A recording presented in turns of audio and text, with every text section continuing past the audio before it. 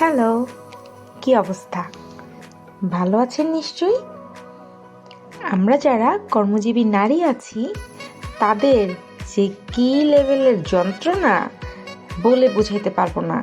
একটার পর একটা কাজ, ঘরে কাজ, বাইরে কাজ, সব দিকের খেয়াল রাখতে হয়। সাথে সাথে ফ্যামিলির সবাই যাতে ভালো থাকে, সবার কেয়ার নিতে হয়, চিন্তা করতে হয় সবার জন্য আজকে কী রান্না করব। এটা রান্না করছি, বিকেলে কী নাস্তা বানাবো। উফ! তো আজ আমি নিয়ে আসছি চটজলদি একটা নাস্তার রেসিপি। এটা হলো পাউরুটি আর chicken, carrots, capsicum, spring onion দিয়ে মজার একটা রেসিপি।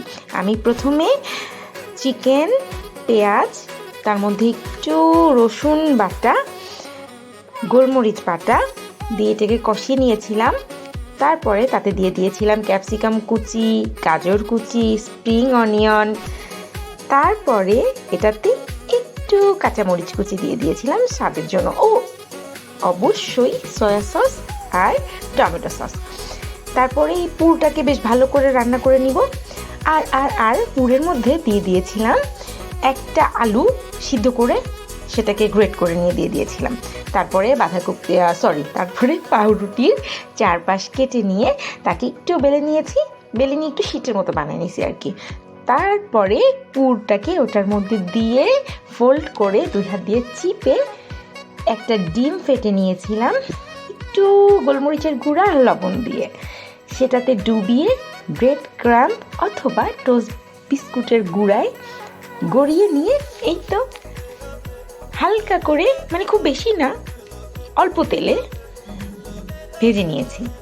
আপনি চাইলে ডুবো তেলেও ভাজতে পারেন, বাট আমি একটু ডুবো তেলে ভাজা খাবার অ্যাভয়েড করে চলি আর কি। সবাইকে দিতেও চাই না বাসায় বেশি, যে কম তেলে ভাজা খাবার না ভাজলে হবে না, এটা দ্যাটস ওয়াই একটু গোল্ডেন ব্রাউন করে ভেজে নিব।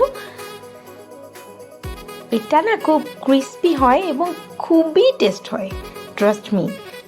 বানিয়ে দেখেন, বাসার ছোটরা থেকে বড়রা অবধি সবাই অনেক ভালোবাসবেন। আর অতি অবশ্যই নিজেও খাবেন, পেট ভরে খাবেন।